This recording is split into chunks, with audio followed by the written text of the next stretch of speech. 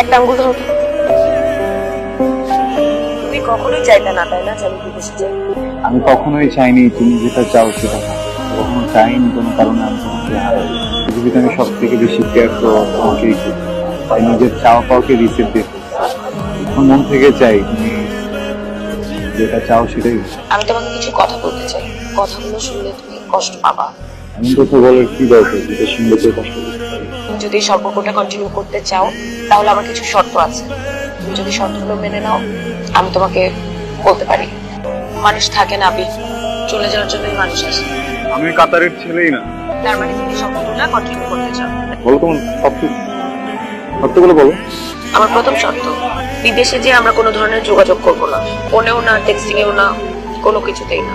বিদেশে যে আমি আমার সম্পূর্ণ সময়টা আসলে পড়াশোনায় দিতে চাই। আমার দ্বিতীয় শর্ত, আসলে দ্বিতীয় কোনো শর্তই নেই আমার।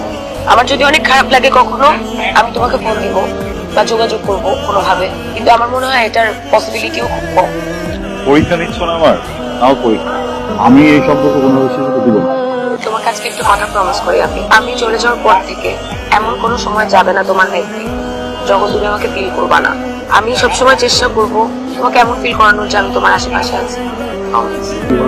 তোমাকে একটা গিফট দিব, যেদিন আমি যাবো সেদিন তোমাকে একটা গিফট দিব।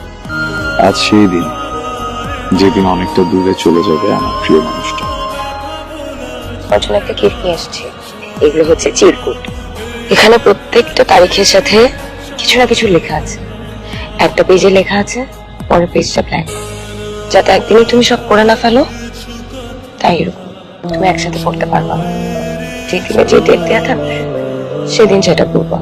একসাথে সব পড়তে গেলে কিন্তু তুমি আমাকে হারিয়ে ফেলবা। ফিরে আসবো তো? আমার নামের পাশে তোমার নাম লেখা থাকলে অবশ্যই ফিরে আসবো। আমি অপেক্ষা করবো। আমি চেষ্টা করবো। আমি কষ্ট পাবো। আমিও পাবো। আমি অনেক কাঁদবো। ভালো করে পড়াশোনা করো। আমি চেষ্টা করবো এমন কিছু না করার যাতে তুমি কষ্ট পাও। কেউ যেন আমাকে বোঝে, কেউ যেন না কাঁদে। কাঁদলে কিন্তু আমিও কেঁদে দিব। আমি চাই। আসো। বাই। তোমাকে ভাগ করতে পারি।